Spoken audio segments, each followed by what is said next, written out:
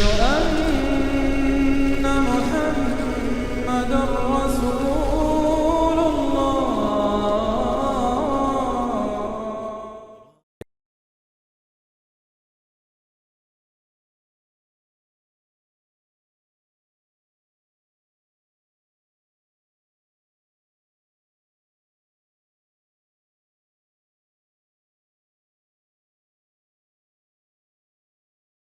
وسلم kusoo dhawaada walaalayaal maalintii labaad ee mu'tamarkeena cashirkiisii koobaad oo maxaan dhahaa inoo soo jeedin doona insha allahu sheekh mustafa xaaji ismaaciil maalintii saddexaad baan marinaya ayaa la yidhi waa la isaxay darsiga koobaad oo maanta bixi doona insha allahu wuxuu noqon doonaa dalaa'il nubuwa oo uu sheekh soo jeedin doono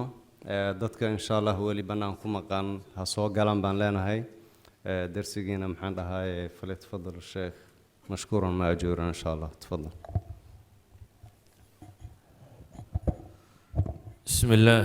الحمد لله الصلاة والسلام على رسول الله اللهم وفقنا لما تحبه وترضاه وبعد فالسلام الله عليكم ورحمته وبركاته. درسك وحكو سابسنان دونا دلائل النبوة أما أعلام النبوة علامات النبوة waxyaabaha ku tusinaya nebinimada ama daliil u ah nabiga calayhi salaatu wasalaam. waxaynu nimi dhul aan dhulkeennii ahayn, waxaynu u nimi dad haysta diimo iyo dhaqamo kala gedisan. marka waxaa habboon qofka muslimka ahi inuu bayina inuu meel cad kaga sugan yahay diintiisa. waxaynu dhul dadka qaar aanay ilaahay jiritaankiisaba rumaysnayn oo aanu qof iyo laba iyo saddex iyo ahayn ee hay-ada dhana ururo ayaa jira atheismka maanta aaminsan, bal tviyada ka soo baxa, shirarka diimaha ka qayb gala, iclaanaad leh, iclaanaadkan basaska lagu dhajiyo kale ku dhajiyaan, mudaharaadyo isugu yimaada, shirar isugu yimaada. sanadkan waxaan u malaynayaa shirkoodii caalamiga ugu dambeeyay inuu kolan ka dhacay. qofka mu'minka ahi ee siiba Soomaaliyeed waxa maba maqli jirin noloshiisa. waxaynu nimi dad hadday ilaahay rumaysan yihiinna diimo kala rumaysan oo aan rumaysanayn diinta islaameed. wuxuu u baahan yahay markaa qof kastoo muslima siiba da-yarto ay dadka waaweyn waxaa laga yaabaa caqligoodu inuu iska dhammaystirmo wax dambaba iska yaryihiin oo gala. siiba da-yarto wuxuu u baahan yahay inuu wax badan dhagaysto oo daraaseeyo. waayo ayaan muslim inuu isweydiiyo maxaan muslim u ahay, maxaan uga gedisanay kuwa kale, maxaa igu xambaaraya inaan islimnimad qaato. taasi waxay keensanaysaa inaad in badan barato. maanta dunidu siday dagaalka rasaaseed ugu jirta bay ugu jirtaa dagaalka fikrigaana iyo caqadiga ah. inaad barato diintaada waxa adilo u ah, hadday tahay ilaahay jiritaankii subxaanahu wa tacaala iyo hadday tahay nebi maxamed calayhi salaatu wasalaam nebinimadiisaba. waxaan markaa rabaa darsiga kan inaan waxoogaa ku tilmaamo ka mida dalaa'il nubuwa, waxyaabaha sheegaya ama se tilmaamaya nebi moxamed calayhi salaatu wasalaam inuu nebiyey.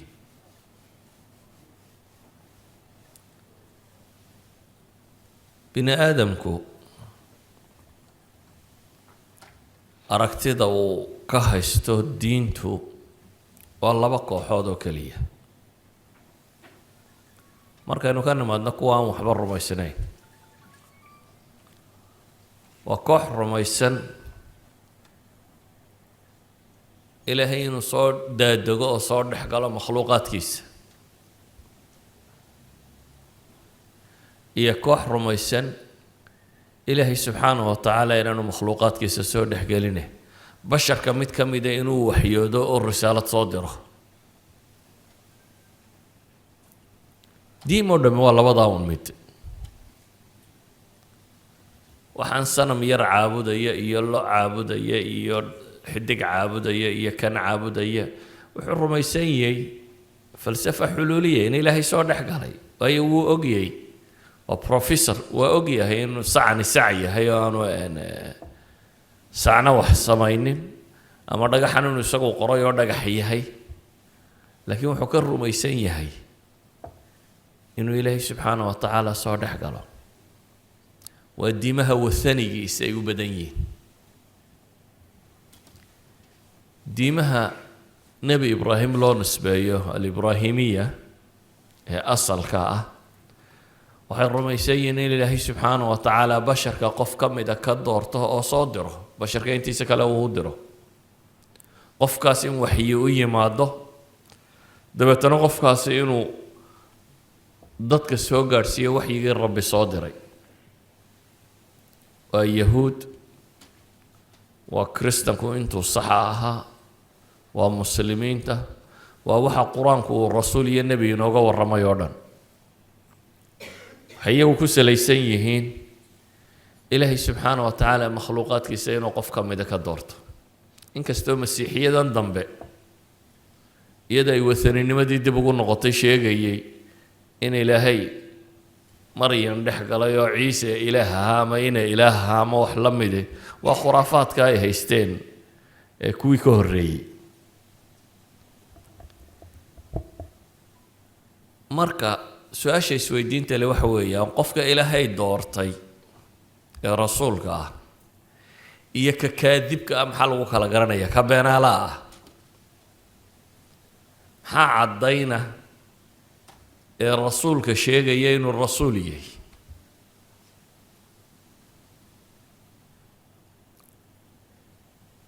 waxay culimmada muslimiintii ka qoreen baabkaasi kutub aada u tiro badan kutub ay u bixiyeen dalaa'il الnubuwa qaarkood waxay u bixiyeen aclaam الnubuwa qaarkood waxay u bixiyeen aayaat الnubuwa qaarkood waxay u bixiyeen amaaraat الnubuwa waa kutub runtii aada u tiro badan qaarkood waa kutubtan la yidhaahdo mucjizaat اlambiyaa ka warranta yacni bismi dalaa'il الnubuwa oo qura 23 kitaab baa culamada muslimiinta ku qoreen eraygaasi dalaa'il الnubuwa isagoo wata aclaam الnubuwa yani waa indhaga suqdha waxaan ka egay 9 baa ku qoran taa macnaheedu waxa weeyaan waxaynu u baahanay inaynu ogaano maxaa u daliila inuu nabigeenu nebi ahaa calayhi الsalaatu wassalaam saddexdan eray markaa daliil iyo aayad iyo calaamad iyo mucjiso waa isku macne dhanna waa la kala saaraa mucjizaadku waxaa la yidhahdaa waa wixii caddayn ah ee goodi ku soo arooray taxaddi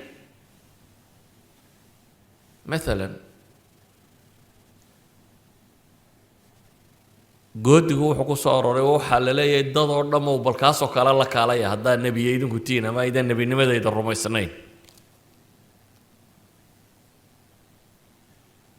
maalan kitaabka qur-aani waa mucjizadii ugu weyneyd la soo siiyey maxay nebi moxamed calayhi salaatu wasalaam ilaahay uu goodiyey bashar oo dhan la yidhi jin iyo insiba isu tago oo faatuu bimilih aw bicashri suwarin milih aw qur-aankoo kale la kaalaya ama 10 suuradood la mida la kaalaya ama hal suuradoo la mida la kaalaya qur-aanku markaa waa mucjisadii nebi maxamed loo soo dhibay calayhi salaatu wasalaam ee ugu weyneyd mucjis wuxuu ku yahay bialfaadihi siduu u qoran yahay lafdigiisa carabi wakhtigii ay noolayd gabay bay isugu faani jirtay iyo khutab iyo aftahannimo isu wada taga jin iyo insiba oo la kaalaya carabtii hore maaha ilaa maanta la leeyahay la kaalaya ilaa qiyaamo saaca intuu dhici doono maca technology-giina maca computer-kiina maca wixii noo dhan maca professoradiina luqada isu wada taga basharu faatuu bimithli isagoo kale la kaalaya in badan bay isku dayeen maca kuwan mucaasiriinta isku dayay laakiin waxba kama suurtagelin qur-aanku mucjis wuxuu ku yahay markaa alfaadiisa wuxuu mucjis ku yahay macaanidu sido oo qof aan waxna qorin waxna akhrinin inuu kitaab la yimaado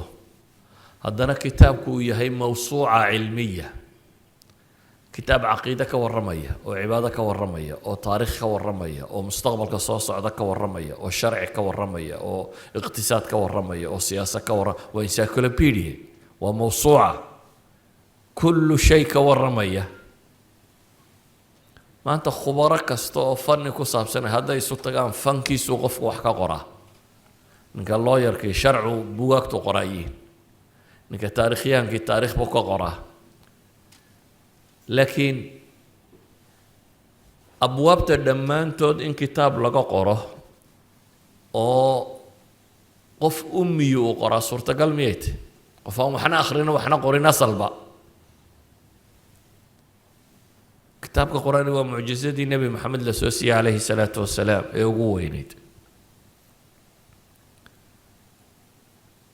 laakiin intaynan kitaabka ka warramin aan tilmaamno maxaa lagu kala garan karaa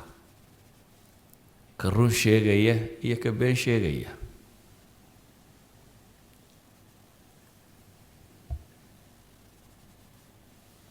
waxaynu garan karnaa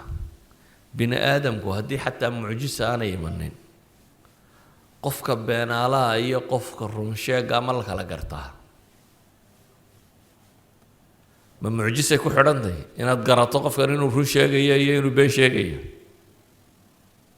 interview yar haddii lagaa qaado lagugu soo celceliyo wax lagu weydiiyo waa lagu garan karaa maxay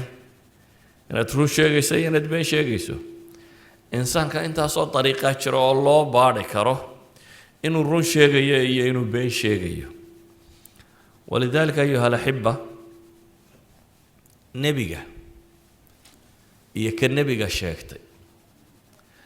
midina waa qof u run badan qof bini aadam ah oo dee risaalo sidoo ilaahay soo diray midna dee waa akdabu lkaadibiin waa beenaalaha dunida ugu weyn ninka ilaahay aanu waxyoonin yidhi waa laysoo waxyooday been ka weyn miyaa jirta marka ninka u beenaalaysan iyo ninka u run sheega badan le miyay isku qaldamayaan labadaa qof dadkao dhan qofka aynu leenahay waa u saadiqsan yahay iyo qofka aynu leenahay waa u been sheeg badan yahay laba qof oo isku darsama miyay yihiin alfa ariiqa baa jirta lagu kala sooci karo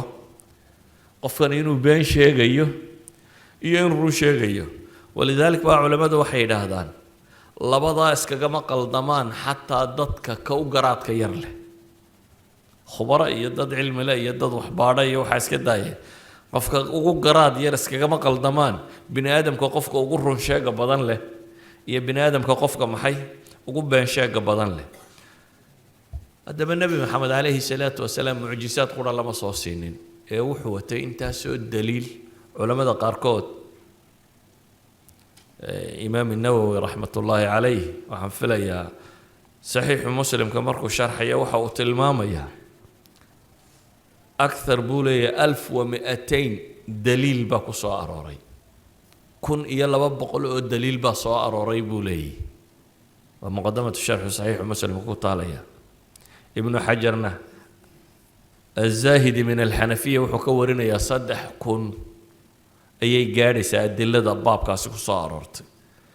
walidaalika waa culammadii muslimiinta hore kutub aada u tiro badan ay ka qoreen laakiin kutubta haddaad u fiirsato qur-aanku waa kutubta kuwa ugu horeeya dee waana mucjisadii nebi maxamed calayhi salaatu wasalaam loo soo saaray mucjisaadkaasi qaar xisiyana waa leeyihin ama dalaaishaasi qaar xisiya mithaal aan idin siiyo qur-aanku wuxuu tilmaamaya subxaana aladii asraa bicabdihi leyla min almasjid alxaraami ila almasjid alaqsa aladii baarakna xawlahu linuriyahu min aayaatina ilahay wuxuu ka warramayaa nebi moxamed calayhi salaatu wasalaam in la dheelmiyey la guuraysiiyey dabeetana la dheelmiyey soo masaladaa ma wada naqaano micraajkii nebi maxamed cirka la qabadsiiyey haddii cirka halkan laga qabadsiin lahaa maka oo maka toos cirka uga tegi lahaa dadku si ay u itixaamaan may garteen ilaa cidna cirka kama garan mayso iyo wuxuu yahay waxaa loo sameeyey muqadamo lagu rumaysan karo inuu cirka qabtay iyo inaanu qabanin dabeetana ilaahay subxaana wa tacaala maka kama qaadine maka buraaqa inta laga saaray baa waxaa la geeyey maxay bayt ilmaqdis bayt ilmaqdis baa cirka laga qabadsiiyey isla habeenkii baa la soo celiyey bayt ilmaqdis lagu soo celiyey isla habeennimadiibuu maka ku soo noqday nebi maxamed calayhi salaatu wasalaam weligii buu la noolaa quraysh meel logama bixin way yaqaanin inaan weligii bayt ilmaqdis arag markuu subaxii yidhi waxaan tegay bayt ilmaqdis oo waan ka tego waxa lay qabadsiiyey cirka oo waa lay soo celiyey waxaa bilaabmay imtixaan in bayt ilmaqdis lagu itixaamo waladiina nimanka amsterdam degan nin hadduu idin yidhaahdo soomaaliya jooga xalaa amsterdam lay keenoo lay soo celiyey ma caddayn kartaa ninkan inuu amsterdam yimiyo inaanu imanin yani qofka amsterdam degan wuu kala yaqaanaa shidaalayaasheeda iyo tareenadeeda iyo isteeshanadeeda iyo qofkan meelaad ku itixaanta waa imaysid waxbaad weydiinaysaa markiiba uu kuu soo baxaya maxay inuu run sheegayo iyo inuu been sheegayo nimaan weliga amsterdam iman kuguma khiyaamayn karo amsterdam baan tegey nebi maxamed calayhi salaatu wasalaam waxaa taarikhdiisa looga yeelay inuu hore u tegin bayt ilmaqdis dabeetana su-aal bay bilaabeen soo fadhiisa baa la yidhi haddii aad bayt ilmaqdis tagtay waxbaa lagu weydiinayaa asilaa la weydiiyey nebigu calayhi salaatu wasalaam xadiidka wuxuu tilmaamayaa waan naxay yani waan kurbaday waayo habeen unbaa la waday habeen madow unbaa meel la geeyo laga kaxeeyey wax badan kamuu garanaynin laakiin ilaahay baa ii kashfiyey buu nebigu leeyahy calayhi salaatu wasalaam ii muujiyey masaajidku imise albaab buu leeyahy albaabka maxaa la yidhaha muxuu ka samaysan yahay maxaa ku dhajisan maxaa caynkana imtixaan baa laga qaaday imtixaankii wuu ku guulaystay bale wuxuu sheegay safarkoodii soo socda goortuu imanaya halkuu ku soo dhaafay qurayshi rixlata shitaa wasayf bay lahayd safaray dirato safarkii iyo halkuu soo socdo iyo awrka usoo horeeya iyo wuxuu sido iyo cidda wadda iyo wuxoodiibuu uga warramay idan waa waracad oo lagu rumaysan karo inuu meel qabtay qur-aanku wuxuu ka warramayaa masaa'il badan oo maknuunaat alquluub ka mida oo dadka gaala iyo muslim istilay kuwa balgaar baynu uga warramay kutub alxadiidna war badan oo baabka abwaab baa qoran مثلا إمام البخاري وحوالي باب علامات النبوة دبتنا كنتن يو دور حديث كنتن يافر بس كنتن يتدبا حديث بكو صار نقلنا أو ولا شيء معجزات كي نبي كدعي كتب الستة مدول با أبواب بولي وباب كان أقري إلى هنا سبحانه وتعالى قرآن كوحكة المامية الذين آتيناهم الكتاب يعرفونه كما يعرفون أبناءهم الذين آتيناهم الكتاب كوانو كتاب كسين نبي إله إليه أهل كتاب كي شوغي مش يهودي يوحيد دقنا يعرفونه كما يعرفون أبناءهم با إله إليه وحي أقرنا يان سيدا أقرنا يان عرورتو ده qof bini aadam oo caruurtiisa garan waaya ma aragteen ilmaha 20 jirkii aad soo korsatay inta kula joogay maanta miyaad garan waay karaysa waxa la yidhi siday caruurtooda u garanayaan ayay u garanayaan oo hadda maxaa dhacay wa inna fariiqan minhum la yaktumuna alhaqqa wa hum ya'lamun ba ilaahi koox yaga kamidi xaqa way qarinayaan iyagoo garanaya ba rabbi leeyahay koox yaga kamidi way qarinayaan xaqa iyagoo og quraysh ilaahay wuxuu ku leeyahay subxaanahu wa tacaala afalam yadabbaruu lqawla am jaa'ahum maa lam ya'ti aabaa'ahum alawwaliin am lam yacrafuu rasuulahum fahum lahu munkiruun am yaquuluuna bihi jinna bal jaa'ahum bilxaqi waaktaruhum lilxaqi kaarihuun war miyay rasuulkooda garan waayeen baa ilahay yidhi oo dabeetana waa inkirayaan mar rasuul la garan waayaabaa yacni miyuu qarsoomay maya taasi ma jirto am yaquuluuna bihi jinna mise waxay odhanayaan waa nin waalan bal jaa'ahum bilxaqi baa ilahay leeyay xaq buu ula yimi intooda badanina xaqay necab tahay baa ilahay yidhi subxaanahu wa tacaala ayuha alaxiba marka rususha ilahay qur-aanka wuxuu ku leeyahy laqad arsalnaa rusulana bilbayinaat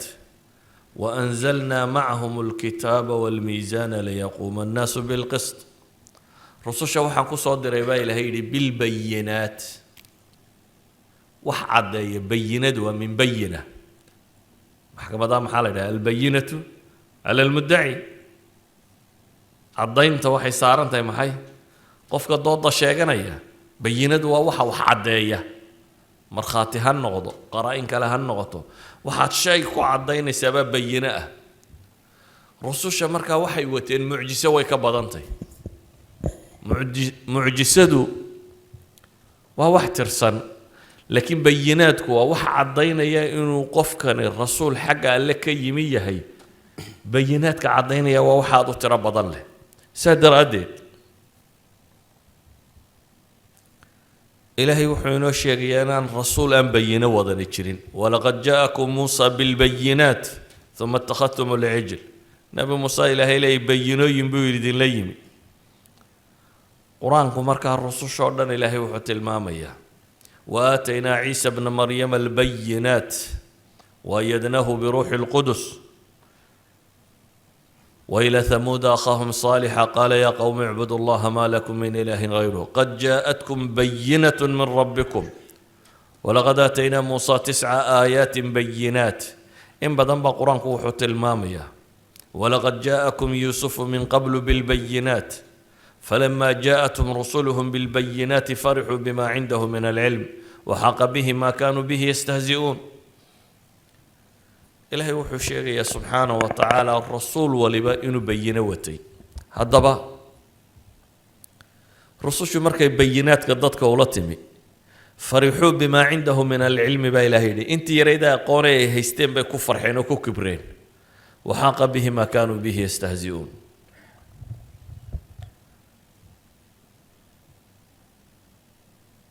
وحينو باهني مركا إنينو برانو baraahinta ama bayinaadka ama caddaymaha tirada badan leh ee qur-aan iyo xadiidba ku soo arooray ee sheegaya nebi moxamed calayhi salaatu wasalaam inuu nebiye qofka mu'minka ahi waa inuu caqiido haysta raasikha caqiido qotonta oo aan dhaqdhaqaaqaynin oo adiladeeda iyo caddaymaheeda wadata sida daraaddeed waxaynu u baahanay inaynu waxoogaa isweydiino إلهي قرآن كوحكو لي قل إنما أعظكم بواحدة أن تقوموا لله مثنى وفرادى ثم تتفكروا ما بصاحبكم من جنة إن هو إلا نذير لكم بين يدي عذاب شديد ضدك واحد كتر أهدابا إلهي إليه سبحانه وتعالى إنما أعظكم بواحدة متكلية ayaan idinku waaninayaa dadka la sheegaya waa mushrikiintii carbeed iyo dadkii aan ilaahayba rumaysnayn ama nebi maxamed calayhi salaatu wasalaam nebinimadiisa rumaysnayn baa ilaahay wuxuu leeyahy waxaad ku tidhaahdaa hal quraan idin faraya maxaa la faray dadka an taquumuu lilaahi mathnaa wa furaada ilaahay dartii inay isu taagtaan idinkoo laba iyo mid ah waxay culimmadu yidhahdaan maxaa ka badan loo odhan waaye qofku markuu keligii fakirayo runtuu isu sheegaa been isuma sheego ama isagii iyo saaxiibkii iyo qurab markay yihiin runta isu sheegaan laakiin dadku hadday dad badani masale ka shirayaan waa la ismujaamaleeyaa hadalka hebel baa laga dhowraa waa la dul marmaraa waa la kala xishoo yacni waxbaa sida wax yihiin looma wada yidhaahdo dadku markuu maxay group meel ku fadhiyo dad badan markay yihiin ilaahay wuxuu leeyahay subxaanahu wa tacaala war mid iyo laba u faqa keligaa meel istaag keligaa faker keligaa qadiyadan eeg ما بصاحبكم من جنة بايلة إليه ثم تتفكروا ما بصاحبكم من جنة صاحب كيم وحده وخنما إيا ورير مسارة إن هو إلا نذير لكم بين يدي عذاب شديد ورسول إلهي دين صادري وعذاب شديدة إذن كدقية وحن مرقات المامي دونا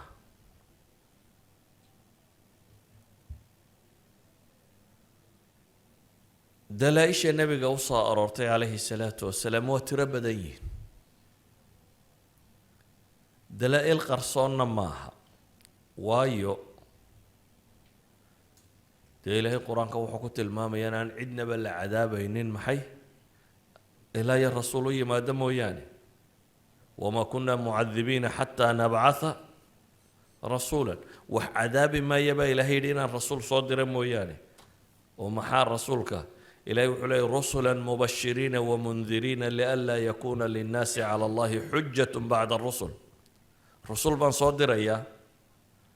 بشارين سوى الدقيسة سيانا يددكو آخر حجة وهلين قفكي آخر حجة دا رسولي مسو قادين هلا حجة دين تودونك تشوغيكو مقومين امتحان كالو مركا مرأيا إذن ددكو إلا عذابا وحيكو حران تاي محي إن رسول soo gaadhay in rasuul soo gaadhay macnaheedu waa maxay rasuulku waa inuu noqdaa markaa qof cid waliba fahmi karto inuu rasuul yahay ma aha qof loogu talagalay dadka khubarada iyo ahlu cilmiga iyo kuwaas oo qori inay gartaan maya ama cilmi laho ama cilmi lahaanin ama aqli badno ama aqli yarow ama reer miya ahaw ama reer magaal ahaw ama professor ahaw ama layman ahaw waxa doonta ahaw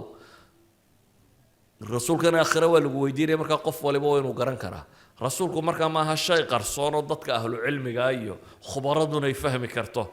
caamaduna aanay garan karin maaha rasuulnimadu waa inay noqotaa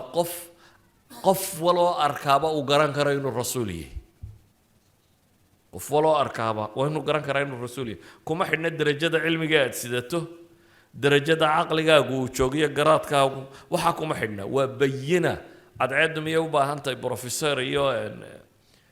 iyo qof cilmi badan iyo qof cilmi yar adaad weyn aad eegtaa un bay u baahan tahay inay adceedii tahay rusushu waa inay caynkaas oo kale noqotaa waa inay noqdaan wax qof waliba fahmi karo inuu rasuul yahay aan u baahnayn adila adag sida awgeed ayaa ilaahay subxaanahu wa tacaala wuxuu tiro badiyey waxyaabaha rususha lagu soo daliile sheegi karaa waxyaabaha rasusha sheegi karee dilada ahi qaarkood waa quyuub almaadiya ay ka warramayaan maalan waxaanu jooginoo waa hore dhacay ayuu ka warramaya waxaan qisas qur-aanku uu ka warramayo nebi maxamed wax ma qoro wax ma akhriyo kitaab ma akhrisan iskuul ma gelin cidi uma sheegin xaguu ka keenay waxaanoo qiso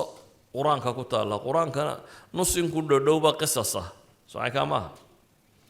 waxa soo qisa ah qofan waxna qorin waxna akhriyin iskuul la gelin meel la tagin ma ogaan karo wuxuu ka waramayay waqtigu noola wax qayba munaafiqiinta la joogtaa laga waramayay waxay qalbiga ku haystaan ama saxaabo nabiga la joogtaa la sheegay waxay ka dhacay غزوة أحد بالغلا كسا إلهي القرآن سودة شيء محل ليه منكم من يريد الدنيا ومنكم من يريد الآخرة وقلوب الناس وإرادات ووحان عيدي وقان كرين إلهي وحو كور رمي قال إيا وحي الرمي سرايين إيا وحي كشيريين إيا وحي سوشيكين إيا مقران كور رمي وحاصر دان مركا لغا ورمي ووقتي يقول لأنه لو حان عيدنا طالعين عيد بيني سيني ما جرتو النبي محمد كور رمي أي قرآن كوبا غيوب المستقبل wax dib ka dhici doona waqtigii nebigu uu joogay waxaan dhicin dib baynu ka tilmaami doona saxaabadiisa qaar ka mid oo odhanaya hebel waa la dilaya hebel waa la dilaya hebel waa la dilaya qaar buu leeyahay idinka goob dagaal baa ku dhimanaysaa dumar buu leeyahay adigu shahiidad baad noqonaysaa yani wuxuu warramayaa intaasoo shay madiinuu leeyahay dab baa ka soo bixi doona ilaa aakhiri zamaan waxa dhici doonuu nebigu ka warramay calayhi salaatu wasalaam waxaasaa soo bixi doona kaasaa soo bixi doona wuxuu soo baxayay uu nebigu sheegay in badanoo ka midina hadda waynu aragnaa inna weli waa dhimantoo waa soo socotaa waxaa ka mid a qeybku qur-aanku ka warramayo masaa'il cilmiya oo uu ka warramay qur-aanku yaan markaa dadku fahamsanayn oo hadda la caddeeyey sanurihim aayaatina fi laafaaqi wa fi anfusihim xataa yatabayana lahum annahu lxaq ilaahay wuxuu leeyahay nimanka gaaleed aayaadkayga waxaanu ka tusi doonaa horizonka yacni kownkan ay ku nool yihiin iyo naftoodaba ilaahay ay uga caddaato annahu lxaq wakam min aaya baa la tusiyey mithaal qur-aan idinka siiyo طفل الأنابيب كمركي لبلابي إلهي القرآن كوحو كنت الماما يا محي يخلقكم في بطون أمهاتكم خلقا من بعد خلق في ظلمات ثلاث عراش هو يدين با إلهي دنكو أبوري خلقا من بعد خلق في ظلمات ثلاث با إلهي دي سدح مقدد حدود بني آدم مركو بلابي هدا قرنيا كان qarnigani markayna dhaafay sideetanaadka wixii ka dambeeyay baa la bilaabay maxay طفل الأنابيب in odayga manidiisa iyo beedka islaanta la isku fertilize gareyn kara dabada laabka gudihiisa dabeetana lagu celiyo caloosha hooyada si uu u koro way wadeen wuu dhici waayey kadib baa la ogaaday in laabkan iftiinka inaanay waxaan ku dhacayn meel madow inay u baahanta ilaahay markaasuu ka warramaya maxay fi dhulumatin thalath bini aadamkuna hadduu ogaaday fertilizationkaasi beedka iyo kuwaas inaanu dhacaynin inay meeshu madowdahay mooyaane meel madow idan qur-aanku intaasoo shay buu ka warramaya oo cilmiya oo qeyb bini aadamka ka ahaa oo midba mar la ogaanayo waxa uu qur-aanku ka warramay waxyaabo tiro badan leh waxyaabaha tirada badan leh uu qur-aanku ka warramay qaybo ka mid ah ayaynu tilmaami doonaa kolba qayb ayaynu wax ka sheegi doonaa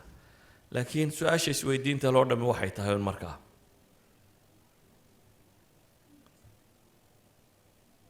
nebi iyo nebi la-aan in la kala gartaa waa wax fudud baynu leenahay si imtixaankaa looga gudbaana wax weyn maaha ee nebi moxamed calayhi salaatu wasalaam taariikhdiisuna wax qarsoon maaha waa qofka keliya baan odhan karnay bini aadama ee noloshiisoo dhan oo qoran la hayo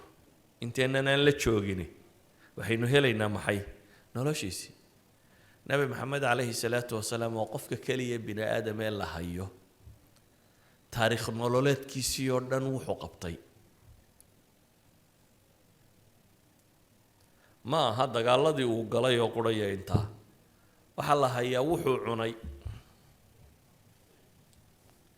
raashimaduu cunay intay noocay ahaayeen wuxuu cabbay wuxuu ku seexday wuxuu marahu waday wuxuu dhar gashaday kabihiisu noocay ahaayeen kabtiisaa la garanayaa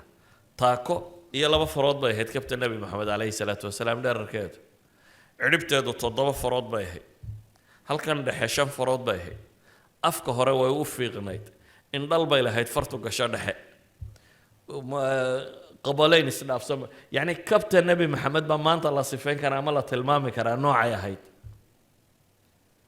waxaa la sheegi karaa timo intuu xirtay iyo siduu u xirtay waxaa la sheegi karaa maryuhu qaatiya midabkay lahaayeen kutub shamaa'il ma wax kale ka warramaan maryuhu sitay mid cagaaran buu xidhay mid cas buu xidhay mid noocaas u xidhay inta midaba uu nebi moxamed xidhay calayhi salaatu wasalaam noloshiisa musqusha qofka bini aadamka ama cid baa ka warrantaa nebi maxamed waxaa la garanayaa musqusha markuu galo wuxuu qaban jiray siduu u fadhiisan jiray gacantuu iskaga maydhi jiray meeshuu ka bilaabi jiray markuu maydhanayo halkuu biyaha ku bilaabi jiray soo kuma barataan kitaabu tahaara markaad dhiganaysaan yacni qof bini aadam oo xataa musqusha markuu ku jiro wuxuu qabto la garanayo waxaa la garanayaa haweenkiisa markuu la joogo biyaha uu ku maydhanayo siduu ugu maydhan jiray halkuu ka bilaabi jiray soo sunanul jinaaba laydinma dhigo siduu nebigu uga maydhan jiray janaabada iyo biyaha dhanku ka bilaabi jiray suuba يعني النبي محمد عليه الصلاة والسلام نولشي سواح قرصوني بمجرته هاكم باللي وات نولشي سيه بل وح عيبك صارا ما وح قد ضلاله أما وح عن شيء إنني النبي هاي نولش النبي محمد عليه الصلاة والسلام بالنبي نمت المامس وحيدا كقفلا بني آدم كو قف يقولوا روح شيء ين كلا سيابا الله قياس النبي عليه الصلاة والسلام وراقو قرأ وقتي sulxu xudaybiya markuu quraysh heshiiska la galay ayuu waraaqo wuxuu u qoray boqoradii dunida isagoo leh waar islaama waa nabadgeli doontaane waraaqaha uu boqorada u qoray maalan warqad ka mida waxaa ka waramaya abu sufyaan ibnu xarb intaanu soo islaamin markuu gaalka ahaa iyo wuxuu la kulmay quraysh safar bay diri jirtay mid waqtu shitaa iyo waqtu sayf midna xaggan iyo yaman bay u soo diran jireen midna waxay u diran jireen shaam bay u diri jireen abu sufyaan wuxuu leeyahay safarkii aanu shaam u baxnay boqorkii romaniska ka talin jiray dowladdii waqooyiga markaa ka talinaysay romaniska la odhan jiray albizantiya magaaladan istanbul la yidhaahdaa caasimadda u ahayd constantine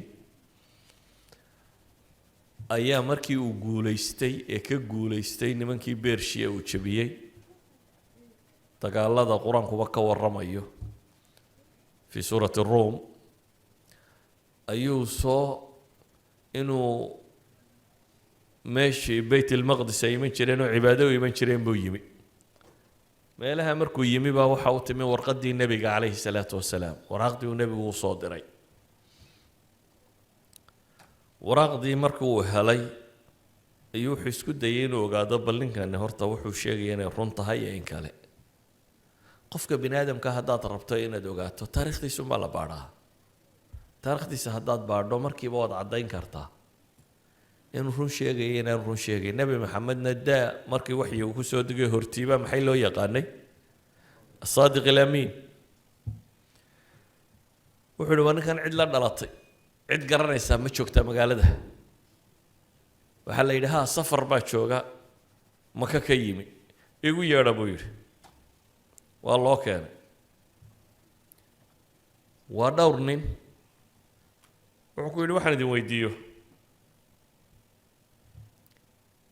kiinee ugu dhow qaraabanimo intiina tan kiinee qaraabanimo ugu dhow abu sufyaan baa yidhi dee aniga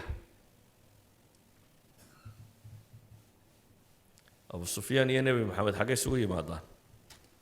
waa reer bani cabdimanaaf soo maaha nebigu waa maxamed ibnu cabdillaahi ibnu cabdilmutalib ibnu haashim ibnu cabdimunaaf markaa waa awowga saddexaad bay isugu yimaadaan yani cabdilmutalib baa awowgii ruma ah haashim baa ku xiga cabdimunaaf baa ku xiga abu sufyaanna cabdimunaaf buu yimaadaa abu sufyaan baa wuxuu yidhi anaa isugu reer dhow anagaa isu jiliba abu sufyaan buu yidhi halkan hore soo fadhiiso nin turjubaanana halkan buu yidhi fadhiiso intii kalena abu sufyaan buu daba fadhiisiyey xagga dambe ka fadhiista buu yidhi wuxuu yidhi ninkan waxbaan weydiin doonaa ee hadduu been ii sheego waa beentii dhaha intiina dambe waayahay baa la yidhi waa boqorkii dee markaa dunida u xoog badnaa waa kan maraykanka oo kaleu markaa dunida ka ahaa heracles waayo waa labadii dowladood ee dunida ugu xooga badnaa weliba tii xoogaysatay markaas iyo ta kala jebisay meeshuu fadhiisiyey abu sufyaan markii uu meesha fadhiisiyey buu wuxuu ku yidhi maa qaraabatuka adiga iyo isaga maxaa idin dhexeeya waxaan idhi buu yidhi de waa ibnu cammi waa in adeerkay oo wax reer banu cabdimunaaf oo kale halkaanu joogaa ma joogo soo dhawow buu yidhi adigu halkan fadhiiso kadib buu wuxuu weydiiyey kayfa nasabuhu fiikum reerkooda bal ka warran siduu yahay waxaan idhi buu yidhi huwa duu nasab reer magacalu ka dhashay wuxuu weydiiyey aabbayaashii cid waxaanuu ku hadloo kale weligood ku hadashay ma leeyihi abu sufyaan wuxuu yidhi maya wuxuu yidhi waxaan kaloo ku weydiiyey aabbayaashii wax boqor ahaan jiray ma ku jiraan waxaan idhi buu yidhi maya wuxuu weydiiyey ma odayadii iyo duqaytida raacday iyo madaxda mise ducafada raacday dadkaan waxba haysanin waxaan idhi buu yidhi maya ducafada raacday wuxuu weydiiyey ma badanayaan mise way yaraanayaan markii hore inta la raacay miyaa laga kala yaacay mise ciddii gashaa soo noqon maya waa la badanaya wuu sii badanayaa waxaan idhi bal yaziiduun waa maya korayaan waa sii badanayaanu wuxuu yidhi dadkii galay ma haysaan qaar intay diintiisa ka cadhoodeen dib uga soo baxo ka soo noqday wuxuu yidhi may waxa gala naguma soo noqdaan wuxuu weydiiyey wax beena ma ku tuhmi jirteen wax beena oo ku tuhmteen ma jirtaa abu sufyaan wuxuu yidhi may wuxuu ku yidhi hal yaqdir ma khiyaameeyaa dadka ballamada iyo wuxuu galo ma khiyaameeyaa abu sufyaan wuxuu yidhi maya hore uma khiyaamayn laakiin iminka muddaanu ku jirno ka soo fogeyno garan mayno wuxuu yeelay meel kaloo aan wax ka geliya waan waayey buu yidhi waa gaal abu sufyaan marka kan meel kaloo ninkan ka dura waan waayey buu yidhi halkaa mooyaane oo dee isaga iyo nebi maxamed waxay wada saxeexdeen maxay heshiiskii sulxu xudaybiya 10 sannadood inaan la isku soo duulin dabeetana wuxuu leeyahay intii aan iminka safarka kusoo jiro soo muuqnaa haddaanu bala dhigin markii hore waxba muu samayn jirin wuxuu weydiiyey ma la dirirteen haa buu yidhi dagaalkiinu siduu ahaa buu yidhi alxarbu baynana sijaal buu yidhi dee dagaalka iyagu waa sijaal yani marna waanu ka guulaysanaa marna wuu naga guulaystaa intaas oo su-aalood kuma jirto su-aal diinta ku saabsane intaasoo su-aalood waa dhaqankii nebi maxamed buu raadcaynaya iyo ninkani kuu yahay inuu ogaado horta iyo taariikh nololeedkiisa iyo qaabku u dhaqmo kadib buu wuxuu ku yidhi maada ya'murukum muxuu idin faraa wuxuu yidhi wuxuuna faraa ilaahay caabuda keligii oo cidna ha ku lamaanaynina cidna ha ugu shirig yeelina wixii aabbayaashiin caabudi jirinna iskaga taga salaada la kaalaya runta sheega cafaaf dhowrsooni la kaalaya qaraabada xidhiidhiya waxaasuuna faraa buu yidhi waxawaalay in ku dhadhow 14 su-aalood buu weydiiyey abu sufyaan oo uu ka warsanayo ninkaa iyo dhaqankiisa iyo diintiisa iyo aabbayaashii iyo taariikhdiisa iyo wixii la mid a interviewgan muxuu u qaadayaa heraqal hadduu isaga ka jawaabayo heraqal turjumaankiisii wuxuu ku yidhi waxaad u sheegtaa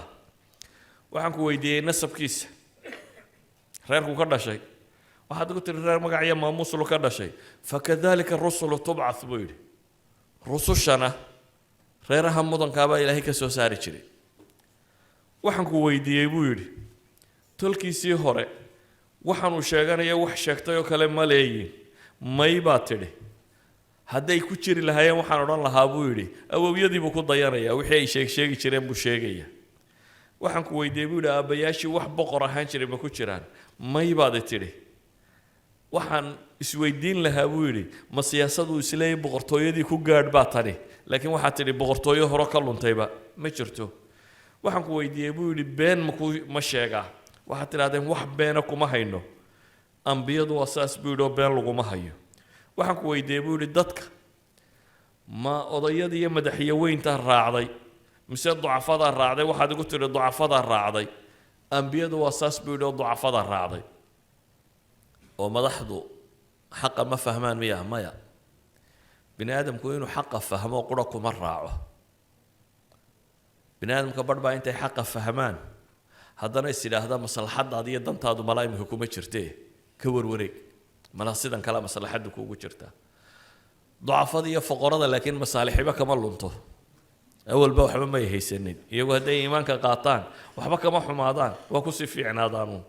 laakiin ninka madaxda waxaa laga yaabaa inuu sidaa madaxnimadaad waaye arma dhaqaalaa weydaa armaad odaynimadaada weydaa arma maamuuska kaa xumaada arma dadkan ducafada abaad meel la fadhiisanaysaa iyo kuwaba isku naadi noqonaysaan caqliga ma gasho inaad qolyaha la fadhiiso ninka madaxda ahi wax badan oo kale wuxuu xaq ma yaho qura ma eego ee waxyaabo kaluu eegaa waxaanan idin tusi isaga hiraqa laftiisa oo eegay herakles wuxuu yidhi marka waxaan weydiiyey buu yidhi yaa raacay waxaad igu tidhi buu yidhi ducafadaa raacday ambiyadana waa sidaasi oo kale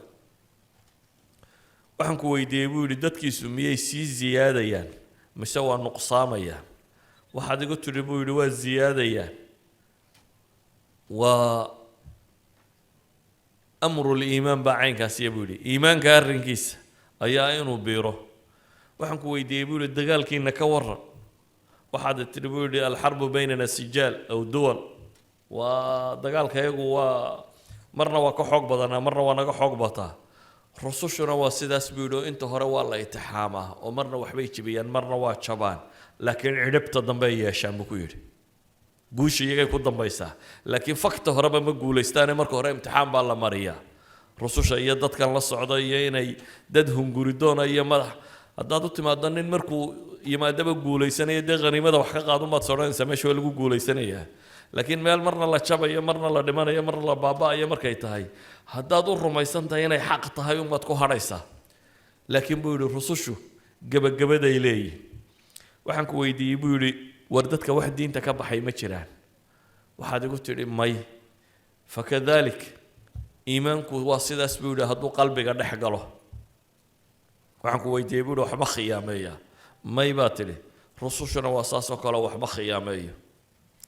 waxaan ku weydiiyey buu yidhi maxaa uu idin faraa waxaad tidhi ilaahay keligii in la caabudo sanamada la yskaga tago salaada la tukado la dhowrsanaado cafaafa arrimaha aad sheegtay oo dhan herakale wuxuu leeyahay markaa sidaa aad iigu warrantay arrinku hadduu yahay sidaa aad iigu warrantay arrinku hadduu yahay halkan maanta jooga buu qabsan doonaa buu yidhi bayt almaqdis buu joogaa herakale wuxuu leeyahay halkan aan joogo isaga qabsan doona buu leeyahay waanan ogaa buu yidhi in nebi soo baxayo waa nin ahlu kitaab ah waan ogaa in nebi soo baxayo maan se u malaynayn inuu qoladiinan carbeed noqonayo maan u filaynin buu yidhi ee haddaan awoodo waan u lugayn lahaa oo cagihiisaan maydhi lahaa dabeetana wuxuu yidhi balkeena waraaqdiisa waxa ku qoran weli lama akhrinin waraaqdii nebi maxamed soo diray ee waxaa la baadhayaa oo waxaanoo interview loo qaadayaa ninkan iyo wuxuu yahay in la ogaado haatanse waxa u caddaatay inuu nebi yahay waraaqdii baa la akhriyey waraaqdu waa maxay بسم الله الرحمن الرحيم من محمد عبد الله ورسوله waxay ka timi محمد oo ilaahay adoonkiisa iyo rasuulkiisa waxaana ku socotaa Hiraql oo cadiim Rooma duqa reer Rooma salaamun ala man ittaba'a al-huda salaani korkiisa ha ahaato cidii hanuunka raacday inta gadaasheed waxaan kuugu yeedhayaa islaam baan kuugu yeedhayaa islaam waad nabadgelaysaa ajarkaagana 2 jeer baad helaysaa tii hore aad kitaabkiina raacday iyo tan dambaba 2 goor baa lagu siinayaa haddaad ka jeesatana dembiga arisiyiinta yacni dadkaad xukuntay ahlu kitaabka dembigoodaad qaadi doontaa haddaad diinta dhaafiso intaasaa warkii nebi maxamed oo ku qoran dabeetana nebigu aayad qur-aan ugu daray يا أهل الكتاب تعالوا إلى كلمة سواء بيننا وبينكم أهل الكتاب وكلمتك عليا إن أردحها أنك يا إذن كبا ألا نعبد إلا الله ولا نشرك به شيئا آية القرآن وحي شيء سوار أهل الكتاب ما لدح يسوق كان مش لدح الله يسوق إيمان يوام حي إنه إلهي كل يعبدنه وإن عندنا وشريك يالين وأن بدكينا بدك كلا ربي كردقنين إلهي سكدي هذا سيدا ديدانا أنك مرخاتي نوغا هذا إننا مسلمين هيوانا وأقبل الله إلهي الرعني أبو سفيان مركاسو حيولي لقد مر أمر ابن أبي كبشة نبي محمد بيقولي وحي شيء إن أبي كبشة ولا يركيسي وينابو لي هدي بغرك الروم جوغا بقايو نيغانو ما كيسكو هيني هدي نيغا الروم جوغا كبقايو بولي بغرك كونستانتين كتاليا هدو كبقايو أرنكيسي وين يحي بيوري إنه يخاف ملك بني الأصفر بيوري قضية دي مركي هلكا مريسو أيو هرقل دادك كلا ساري وحي علماء دودا هايو دنبو يسوغو ياري الكنيسة ku xareeyay albaabadu uu wada xidhay wada qafila buu yiri albaabada markii la wada xidhay oo ciidankiisa inta amray ayuu isugu yeeray wuxuu ku yiri waryaare waa ogtihiin in nabi soo baxay ninka laga waramay waraaqda soo dirayna waa nabi aan raacno dabeetana wadaadadiisii baa qayliyay wadaadadii kristanka ayaa qayliyo waaba yaaceen albaabada ka baxay sidaan albaabadina wada qafilayeen kadib uu yiri fadhiista hadaba waxaan eegayay bal waxa ay yeeshaan iyo diintiina sida ugu adagtihiin teeni baynu haysanaynaa Hiraqal wuxuu arkay hadduu islaamnimada qaatay inaan la raacaynin dabeetana waxay isu soo taagtay boqornimadii Rome inuu haysto oo kristankiisa ahaada iyo inuu muslimo daaqada laga tuuro ama se la dilo waa meeshan masaalixdii baa timi watan idin xaq oo qura dadku marar badan buu masaalixda eegtaa wuxuu eegtay maslaxadiisa ahayd inuu ilaashado boqortooyadiisa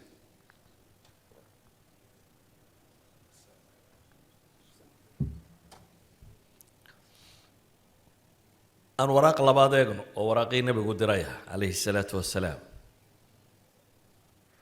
عندو وراقة ودري وحكم ده حبشي ده بقر كيو تلينشري نجستي نجاشيو واسيدا فرعون وكله وبقرطو يده مقعدي قف كسطوي ما دا مقعله وراق قولاداس صحابة هجرتو تكتي dabeetana la degtay waraaqiyaga ma aha saxaabo soconaysa ayaba u hijrootay intii maka la joogay waa waraaqa horteed waraaqa waxa la dirayay sanadkii maxay 19aad sulhu Hudaybiya marka kani waa intii maka la joogaan nabigu hijroonin ay saxaabo u tagtay Quraysh way shirtay dabeetana waxay yiraahdeen wayn la soo celiyaa nimankaasi laba nin bay ka daba direen Abdullah ibn Abi Rabi'a ibn al-Mughira al-Makhzumi ya Amr ibn Aas ibn Wa'il al-Sahmi labadan nin ay Qurayshi ugu dirtay boqorkii Xabashiyeed wafdi ahaan waxaana loo sii dhiibay hadiyado للي قيبنا بقر كسية قيبنا وداددي سكاء قدودوية وحاصر سية دنتنا وحويان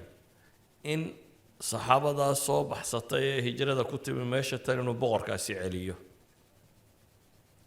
وي مادين لبدا إننا عربي صادر تميد بداهية العربة عمر بن عاص من أذكى كياء وي مادين مركا يمادين وحيدادين boqorka hadaynu iyo nimanka intaan isku yeedhno siino waxa laga yaabaa in ra'yigu bato aan wadaadada la sii heshiino asaaqifadii wadaadadii bay gaar ugu tageen mid walba hadiyad bay u dhiibeen hadiyadaha ugu badan ee ay markaas sidaan waa leather meeshana leatherka laga jeceliyay baa la yidhi hadiyaday siiyeen hadiyadii markay siiyeen bay yidhaahdeen sow ma ogidin koox yar oo dhallinyaro ah ayaa naga soo baxsatay annagana waxaa na soo diray aabbayaashoodii iyo odayadii reeraha na soo diray waxaa naloo soo diray inaanu nimankaasi soo celinno oo reerii ku soo celinno nimankani diintoodiina way ka baxeen tiinana may soo gelin yacni waxa ugu xilataan ma yaalliin diintii reeraha iyagu haysteenna waa ka soo baxeen idinka tiinniina may soo gelin hal waxaanu idinka rabnaa waxaanu idinka rabnaa boqorka markaanu u tagno inaad tidhaahdaan markaanu boqorka dantayada u sheegano boqor nimankaa ha la celiyo oo aan laga hadlinin nimankaa camar ibnu caas iyo gruubkani waxay dejinayaan farsamo saxaabadu iyagoo aan hadaloo isdifaacin lagu celin karo farsamadaasi waxa weeyaan inay laaluushaan oo waxaan siiyaan nimankii madaxda ee u dhowaa boqorka dabeetana marka goobta la isugu yimaado iyagu ay nimankani hadlaan boqorku intaanu hadaloo nimankan oo dhan waar idinkuna maxaa tiraa inay iyagu hadlaan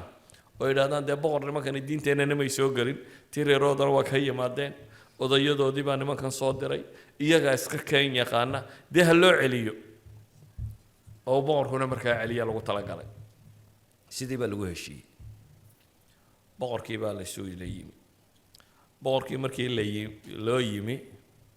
ayay qoladani hadashay camar ibnu caas iyo cabdalla bnu rabiica ayaa hadlay warkoodii bay sheegteen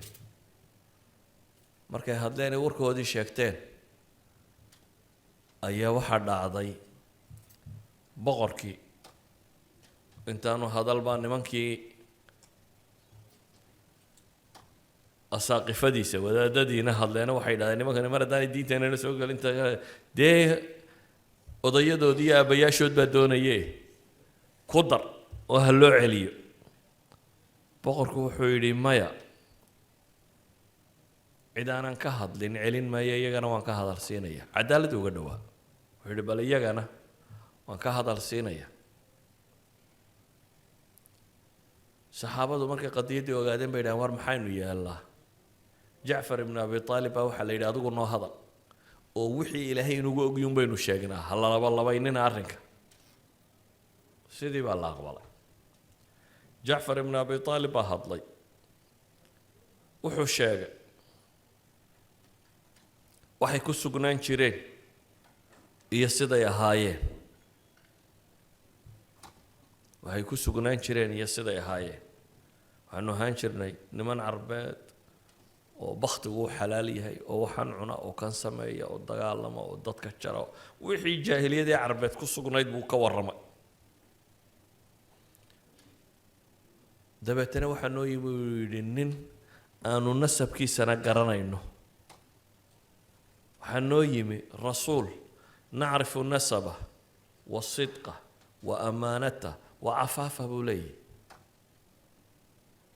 meeshaynu u soconnay waa tan jacfar ibnu abi aalib wuxuu daliishanayaa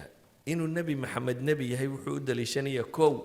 waa qof aanu nasabkiisa iyo taariikhdiisa iyo warkiisa oo dhan garanayno nin qarsoon maaha qof hadduu isaga kaa yimaado ku yidhaha nebi baan ahay taariikhdiisa horena aanaad garanayn waa qofka laakiin qof 40 sano idin dhex joogay nebigu 40 jir buu ahaa markuu yidhi nebi baan ahay 40 sano qof kula noolaa oo aad garanayso wuxuu galo iyo wuxuu gudo iyo taariikhdiisa iyo wuxuu sheego iyo daacadnimadiisa iyo runtiisa iyo ammaanadiisa waad qiimayn kartaa wuxuu yidhi nimaanu naqaanaa noo yimi oo aanu runtiisa garanayna buu leeyahay wuxuu sheegaya inay runtu aanan weligay been ku arag oo aanu garanayna buu leeyahay ammaanadiisa dee carabi xataa iyagoo beeniyey ayay aaminsanaayeen inuu maxamed alamiin yahay oo ay alaabta u dhiibanayeen nebigu markay rabeen inay dilaan ee uu hijrooday ammaanadoodii xataa kalamuu cararine cali buu ku reebo wuxuu ihi war waxaana iyagaale u qaybqaybi waa kuwii doonayay inay dilaan ayuu uga tegayaa waxoogaaga yara ayay u dhiibteen iyo cafaafkiisa iyo dhowrsoonidiisa aan naqaana buu yidhi baa noo yimi waxaanu noogu yeedhay buu yidhi ilaahay keligii inaanu waxidno keli yeelno ilaahay oo caabudno oo iskaga tagno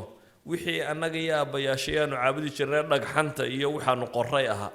wuxuuna faray buu yidhi inaan run sheegno, ammaanada gudanno, qaraabada xidhiidhinno, jaarka si fiican ula dhaqanno, xumaha ka joogsanno, dhiigga aanan daadin, fawaaxishta aanu ka dheeraanno, been aanan sheegin, xoolo agoomeed aanan cunin, dumarka fiican aanan zine ku sheegin. wuxuuna faray buu leeyahay wixii uu wanaag islaamku lahaa buu ka warramo. waxaana waana faray, waxaana waa naga reebay. idan laba shay buu sheegay jacfar ibn abi aalib. rasuulkana waxbuu ka sheegay, risaaladana waxbuu ka sheegay. rasuulka wuxuu sheegay inuu ammaano iyo sidqi iyo dhowrsano iyo cafaaf leeyahay lana garanayo. risaaladii uu la yimina wuu sheego, wuxuu leeyahay wax khayr ku jiro caynkaa iyo caynkaasuu noo keenay. kadib waanu rumaynay buu yidhi. markaanu rumaynayna nimankaa mushrikiintaaba nafta isugu kaaya keenay. dee waa ka soo cararo idinkaanu idiin nimi. waxay yidhaahdeen, wuxuu boqorku yidhi niman yani wax lagu celiyaa inaanay muuqanin buu tilmaamay. laa usallimu buu yidhi, ma idiin dhiibayo. waxay damceen markaa haddana daahiyat ilcarab baa meesha fadhiya inuu mushkilad kala abuuro. wuxuu yidhi nimankani ciise a ilaaha u rumaysnaydeen maba aha bay leeyihin ilaah, bal weydiiya waa kuwaasi. dabeetana waxaa lagu yidhi maa taquuluuna fi ciisa, waar ciise maxaa ka leedihin?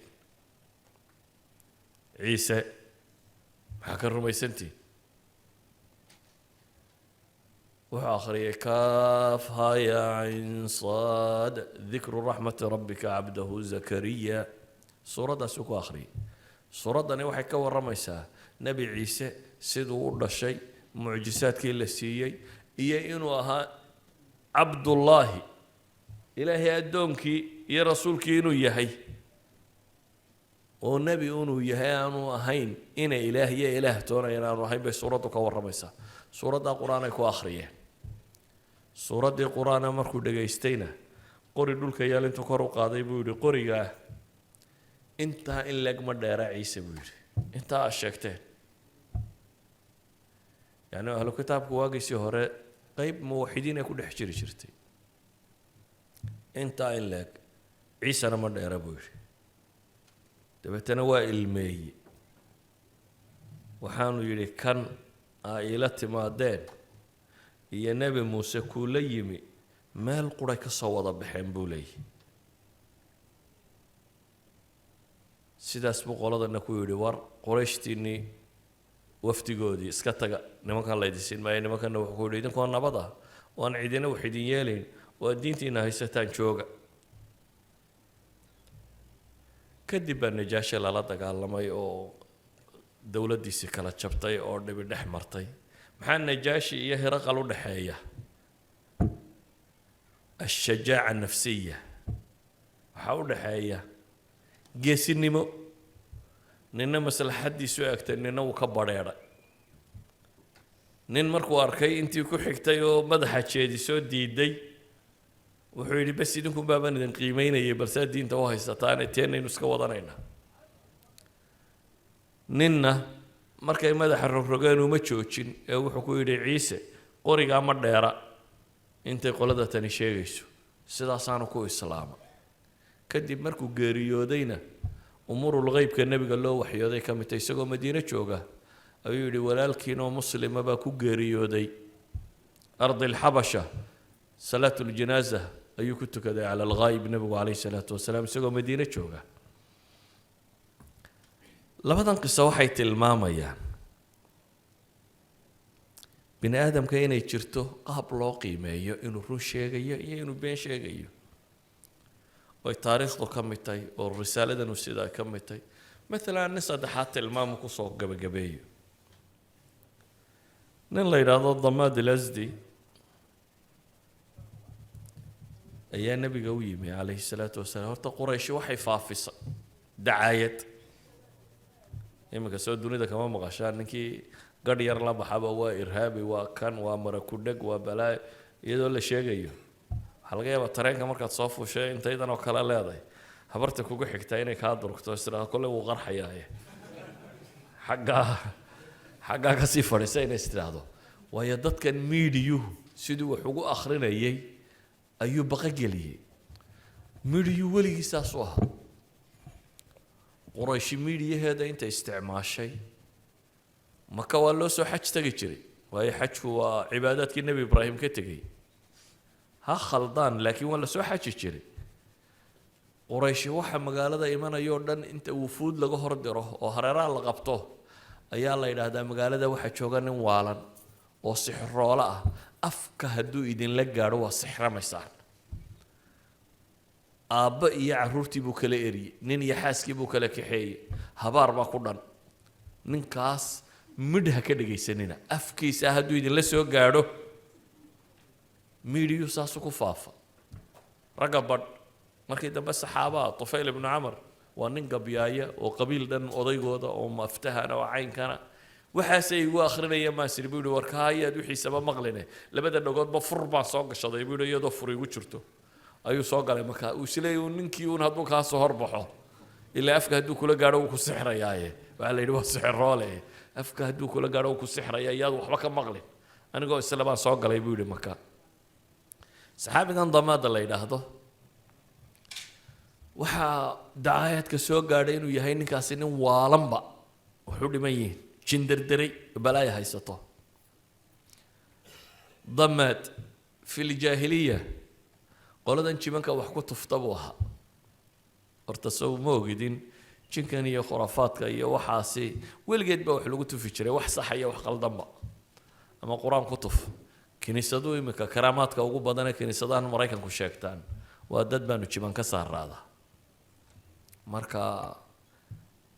karaamo badan oo Soomaaliya dad sheegan jireenna noocaas u baahay mid jindardaray oo la sida inta u yimaadaan wax ku akhriyo ka kaco la yiraahdo waa awliyo sheekha kane soo duduubo ninka kane wuxuu ahaa jaahiliyadii dadkii wax ku tufi jiray jimanka shidi jiray dabeetana markuu magaalada yimeel lagu yiri nin waalan oo caynkan oo jindardaray baa jooga ayaan waxaan isiri buu yiri wareedhe waaba intaasoo ilaahay kan gacantaada ku caafimaadiyay bal wax ku soo tuf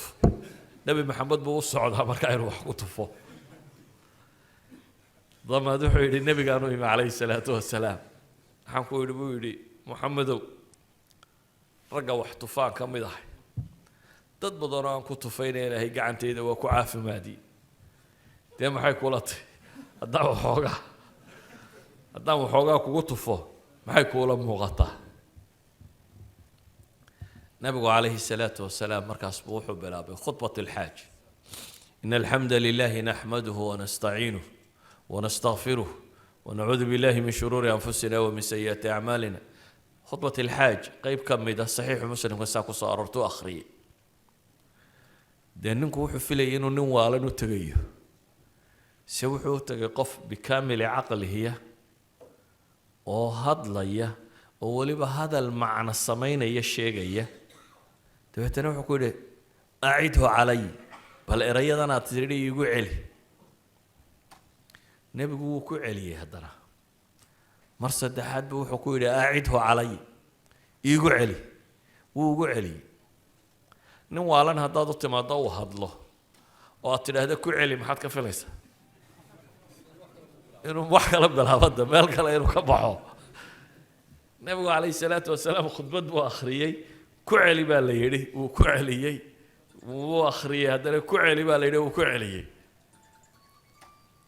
ضماد وحو حقيق صدقني إنه والله waxaan la sheegay inaan damaad wuxuu yiri anu gabyabaan oo gabayga carbeed waana qaanaa kaahinada iyo waxaan tumtamadana ay akhriyaan qolada sixrada iyo waxaan markay wax tuftufaya waxay akhriyaana waana qaanaa buu yiri waxaan aad akhriday kahanana maaha gabayna maaha buu yiri ee waxaan qirayaa inaad ilaahay rasuulkiisii tahay ubaayuuk heshiis baan kula gelayaa buu ku yiri ضماد بو إسلامه نبي عليه الصلاة والسلام وحكوا وعلى قومك وأضيف ريرادنا كأنه وحولي كلجة هشيسك هاي لجلين وحن ربا بلنك طلق أنا بلني جقط إن ضدقي طلق أبا بلنك هاي لود الجلسان وعلى قومي بيولي طلق إن أنا هشيسك وجلي هشيسك أسان كل جلي نبي عليه الصلاة والسلام أيه لقى عليه هشيسك سيسلم والسلام saddexdan qisaba waxa ay tilmaamayaan labadan boqor iyo ninkan odayga ahiba waxay sheegayaan waa saddex qof oo isku dayay inay ogaadaan qofkani inuu waalan yahay inaanu waalayn inuu been sheegayo inuu run sheegayo baadhay idan in qofka la ogaado inuu run sheegaya iyo inuu been sheegaya mucjisadoo qura uma baahne absat alwasaa'il kun dariiqaa jiro bini aadamku uu garto qofku inuu run sheegayo iyo inuu been sheegayo been la sheego ka weyn in ilaahay laga sheego beenna dee ma jirto qof aan rasuul ahayn ama nebi ahayn oo le nebi baan ahay been ka weyni ma jirto walidalik adilada soo aroortay aad bay u tiro badantay markaasi muqtatafaat min addalaa'il maaha mucjisaadka ka warrami maayo dalaa'il nubuwa baan ka warramaya muqtatafaat ka mid ah oo idin fudaydin kara markaa inay idinku baxdiga bilowdaan ayaan insha allahu tacaala labadan casho ka warrami doonaa wallahu aclam billahi tawfiiq assalaamu calaykum أشهد أن محمدا رسول